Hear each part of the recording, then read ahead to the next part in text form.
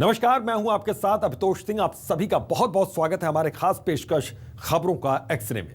एक ऐसा शो जहां आप खबरों की गहराई तक जाते हैं और जानते हैं खबर को पूरे विस्तार से। ये एक ऐसा शो है जहां हम खोलते हैं खबर की परत दर परत और खबरों को बाकी तमाम खबरों के बीच से चुनकर लाते हैं सिर्फ और सिर्फ आपके लिए। तो चलिए शुरू करते हैं हमारी खास पेशकश खबरों का एक्सरे।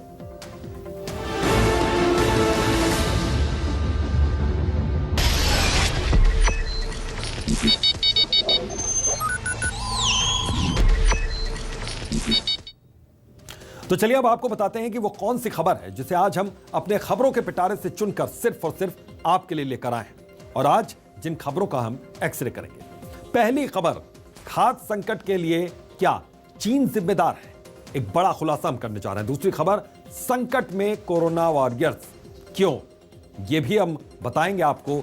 तीसरी अहम खबर है कि कांग्रेस के साथ क्या खेला हो रहा है। और चौथी अहम खबर कि कैसे मनेगी किसानों की दिवाली, मुश्किलें क्योंकि उनकी बरकरार है। तो अब रुक करते हैं एक एक करके इन अहम खबरों का। सबसे पहली खबर, मध्य प्रदेश में किसानों के लिए खाद की आपूर्ति को लेकर एक बार फिर से चिंताजनक स्थिति बन गई। चिंताजनक तस्वीरें इसी स्थिति से जुड़ी हुई आ रही। एक और खेतों में बिजली की कटौती हो रही है और अब समय पर खाद नहीं मिलने से किसान लगातार परेशान हुए। पहले बिजली की परेशानी थी, अब खाद नहीं मिलने की दिक्कत है।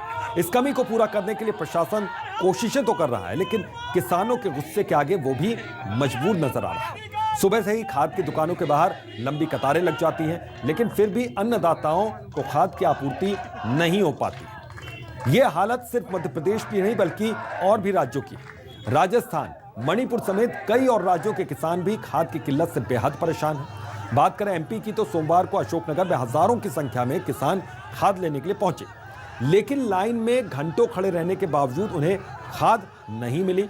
इसके बाद किसानों की अधिकारियों के साथ झड़प भी हो गई। एक तरफ महंगाई, बिजली संकट जैसी समस्याओं से जूझ रहे किसानों को खाद की किल्लत से कब निजात मिलेगी और राज्य सरकारें इसका हल निकालने के लिए क्या कदम उठा रही हैं, इसी का आज हम करेंगे एक्सरे।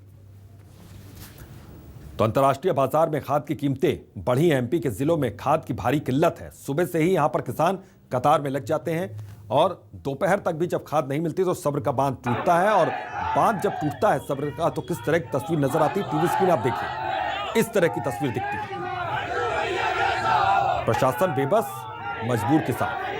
तो बेबसी और मजबूरी के बीच की ये जंग चल रही है और सिर्फ यहां पर चाहिए खाद, वो भी समय पर, वो भी नसीब नहीं हो पा रहा है अन्नदाताओं को।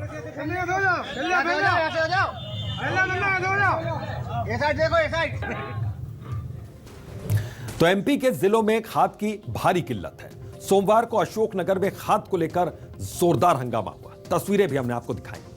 घंटों लाइन में खड़े रहने के बावजूद भी खाद किसानों को नहीं मिली।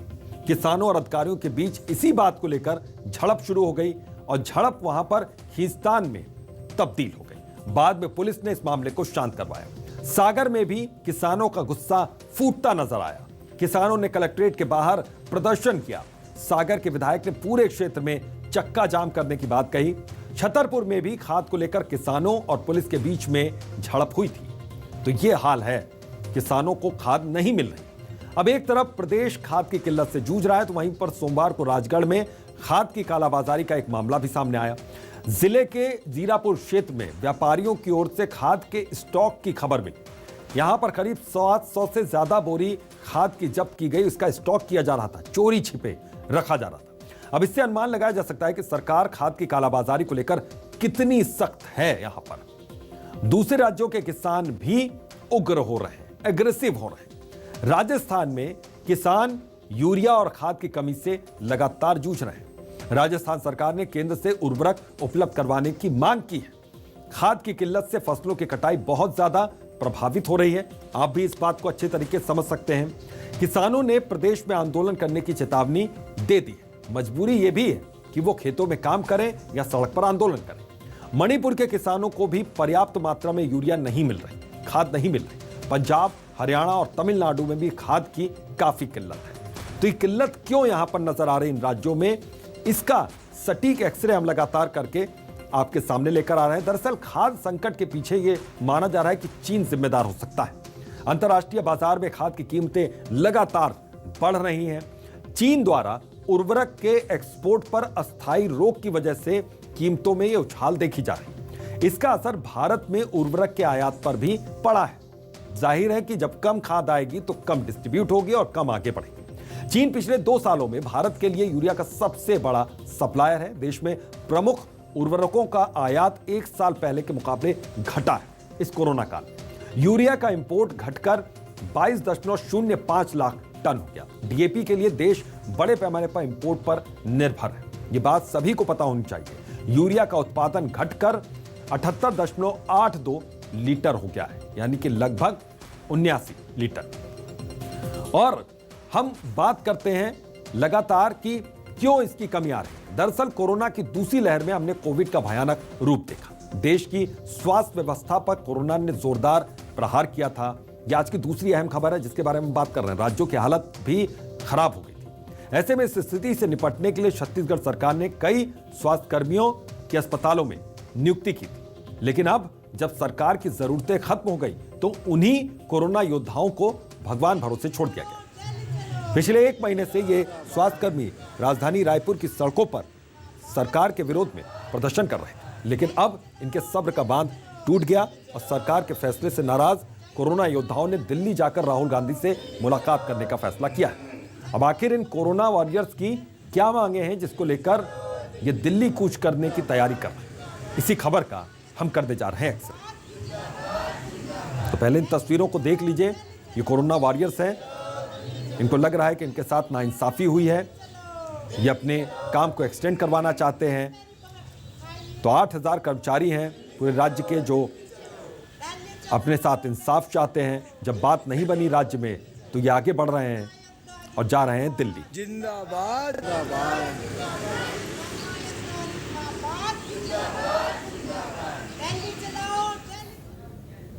तो इन 8000 कोरोना वॉरियर्स ने तरह तरह से यहां पर प्रदर्शन किया। कफन ओढ़कर सड़क पर प्रदर्शन किया।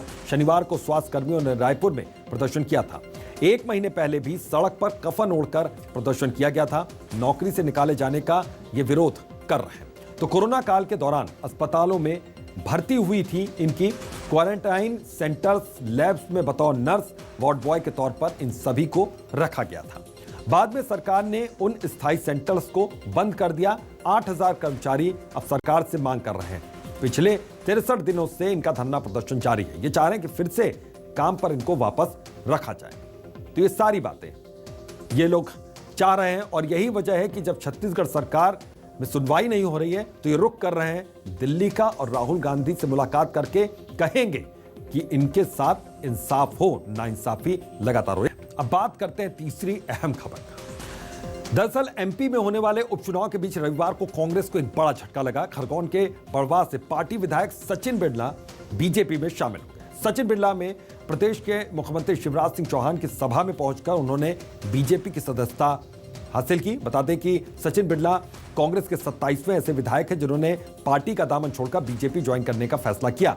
हालांकि इसका खुलासा हमने कल सुबह ही कर दिया था कि आज ये बड़ा ऐलान किया जा सकता है और इस तरीके से वो दल बदल सकते हैं, और वही हुआ। दोपहर तक मार्च 2020 में कांग्रेस की कमलनाथ सरकार गिरने के बाद से पार्टी के 27 विधायक बीजेपी में शामिल हो चुके हैं। अब एक तरफ कांग्रेस प्रदेश में सरकार बनाने का दावा करती है, लेकिन भारत की सबसे पुरानी पार्टी अपने खेमे को ही संभालने में नाकाम।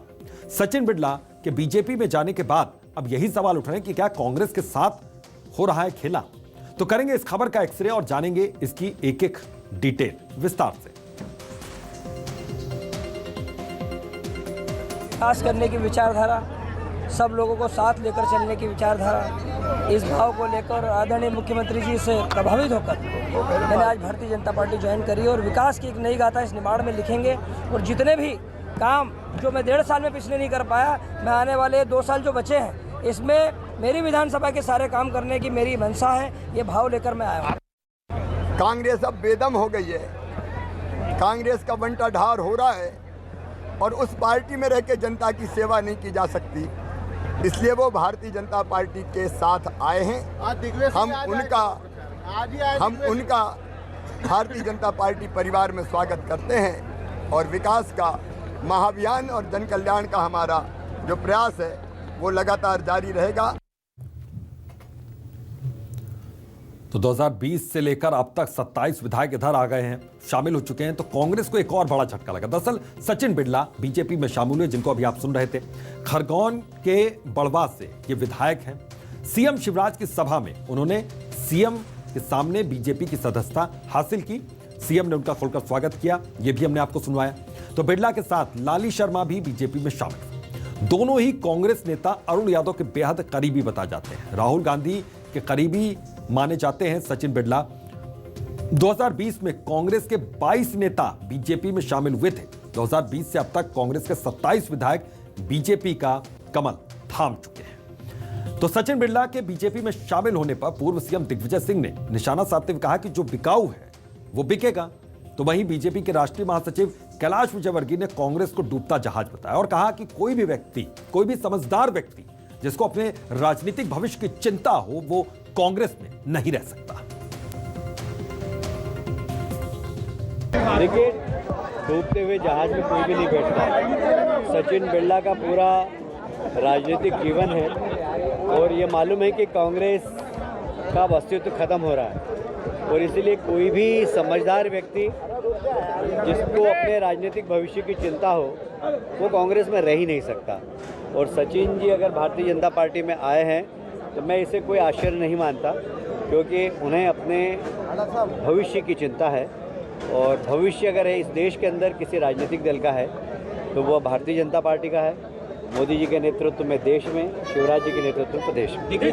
आज बिरला को लेकर चर्चाएं सुनने में आ रही है कि भाजपा में जाने वाले बहुत ज्यादा रहती है। जो बिका हुआ है वो बिकेगा।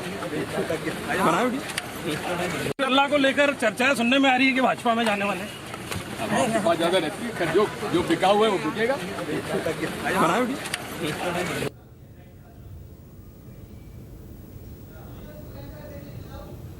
तो आपने कैलाश विजयवर्गीय का भी जवाब सुना जब उनसे सचिन बिरला को लेकर सवाल पूछा गया। आपने दिग्विजय सिंह का भी जवाब सुना। एक जवाब थोड़ा लंबा था कैलाश विजयवर्गीय का और दिग्विजय सिंह ने सिर्फ एक लाइन में बड़ी बात कही कि जो बिकाऊ है वो बिकेगा। बहरहाल छत्तीसगढ़ में धान खरीदी को लेकर एक बार फिर से सियासत गर्मा रही है। धान खरीदी को लेकर मंत्रिमंडलीय उप समिति की बैठक हुई, तैयारियों के निर्देश दिए गए, लेकिन तारीख का ऐलान अभी बाकी है। कृषि मंत्री ने कहा कि दिवाली के बाद तारीख का ऐलान भी हो जाएगा, लेकिन बीजेपी चाहती है कि 1 नवंबर से ही धान खरीदी हो। बाकायदा बीजेपी इस बात को लेकर अड़ी हुई। वहीं केंद्र सरकार द्वारा इस बार 61 लाख मीट्रिक टन धान की खरीदी की अनुमति से बीजेपी उत्साहित है, लेकिन कांग्रेस को केंद्र के इस निर्णय पर भी ऐतराज है, क्योंकि इसमें उसना चावल को शामिल नहीं किया गया। कई मंच से खुद मुख्यमंत्री भी इस बात को कह चुके हैं कि उसना चावल न लेकर यह नाइंसाफी हो रही है। मतलब धान पर सियासी घमासान अभी जारी रहेगा, लेकिन क्या उससे किसानों की समस्याओं का समाधान हो पाएगा? करेंगे इस खबर का हम एक्सरे, विस्तार से बताएंगे डिटेल में ये पूरी खबर।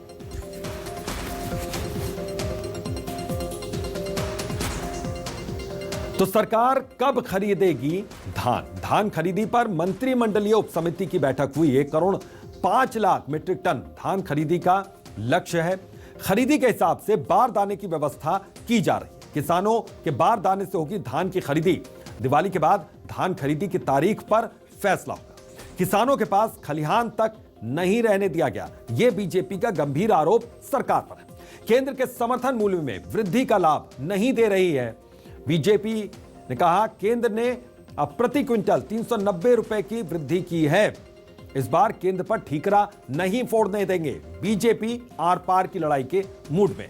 वहीं इस पूरे मामले पर कृषि मंत्री रविंद्र चौबे ने क्या कुछ कहा है, यह भी आपको सुनवाते हैं। इस वक्त हमारे पास कृषि मंत्री रविंद्र चौबे जी हमारे साथ मौजूद है। अभी धान खरीदी को लेकर बैठक हुई है और क्या कुछ निर्णय लिया गया है उनसे जानते हैं। मंत्री जी, आज उप समिति की बैठक हुई है, लक्ष्य कितना रखा गया धान खरीदी को लेकर? मंत्रिमंडलीय उप समिति ने समग्र प्रदेश के रकबा, किसानों का पंजीयन और होने वाले उत्पादन पर विचार करके लगभग 1 करोड़ 5 लाख मीट्रिक टन से अधिक धान की खरीदी करने का हमारा लक्ष्य हमने निर्धारित किया है और पूरे प्रदेश में उसी के हिसाब से हम संसाधन भी जुटा रहे हैं और तैयारी भी कर रहे हैं। इसीलिए सभी विभागों के अधिकारियों को उस संदर्भ में हमने निर्देश दिया है। पिछली बार तो किसानों के सामने कुछ परेशानी हुई थी, तो हमने तो निर्णय लिया था कि हम पुराने बारदाने से भी धान खरीदी करेंगे। हम पीडीएस के और राइस मिलर से भी पुराने बारदाने से लेकर के हमने धान खरीदी किया था, और किसानों के भी बारदाने से हमने धान खरीदी किया था। इस बार हमने पहले से ही निर्णय ले लिया है कि किसानों के बारदाने अगर पहले दिन से ही आएंगे तो भी हम उनके बारदानों से धान खरीदी करेंगे। हम किसानों के सामने संकट उत्पन्न नहीं होने देंगे। केंद्र ने 61.65 लाख मीट्रिक टन अरवा चावल लेने की सहमति दी है। हमें अच्छा लगा केंद्र सरकार ने इतनी सहमति दी है।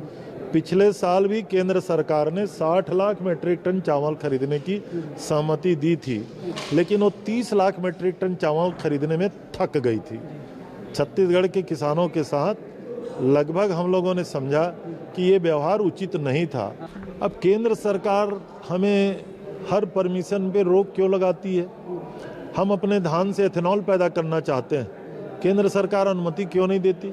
अगर छत्तीसगढ़ के किसानों के उत्पादित धान को हम एथेनॉल बनाएंगे, हम धान का पूरा निष्पादित करेंगे, तो किसानों के सामने कोई समस्या नहीं रहेगी। लेकिन छत्तीसगढ़ राज्य में, चूंकि ये छत्तीसगढ़ किसानों का राज्य है, आदरणीय मुख्यमंत्री भूपेश बघेल जी हैं, तो केंद्र सरकार का जो व्यवहार है उसके कारण लगातार हमारे किसानों के सामने समस्याएं उत्पन्न होती हैं। आगे जिस तरह से दावे की जा रहे हैं वो बात कितनी सफल होगी? कैमरामैन चोलाराम के साथ सत्या राजपूत, न्यूज़ 24 रायपुर। वहीं धान खरीदी को लेकर नेता प्रतिपक्ष धर्मलाल कौशिक ने भी सरकार का घेराव किया। कैसे, सुनवाते हैं आपको। धान कटाई शुरू हो गई है और ख़ास करके महमाया है और 1010 है, बड़े तेज़ी के साथ धान कटाई शुरू हो रही है। दीपावली के खर्चे के लिए लोग मंडी में जाना शुरू कर दिए हैं। उप समिति की बैठक इनके हुई थे, लेकिन आज तक तारीख की घोषणा नहीं हुई है।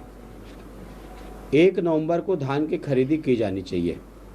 अर्ली वैरायटी लगभग 1 नवंबर के पहले सारी कटाई हो जाएगी और मुझे लगता है कि स्वर्णा धान, बाकी धान की भी कटाई शुरू हो जाएगी।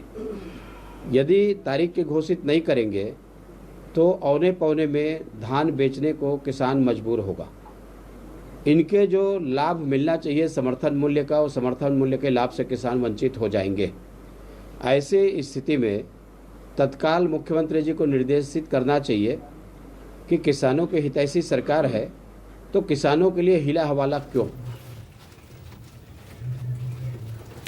तो खबरों का एक्सरे में फिलहाल आज के लिए बस इतना ही। देखते रहिए न्यूज़ 24 मध्य प्रदेश छत्तीसगढ़।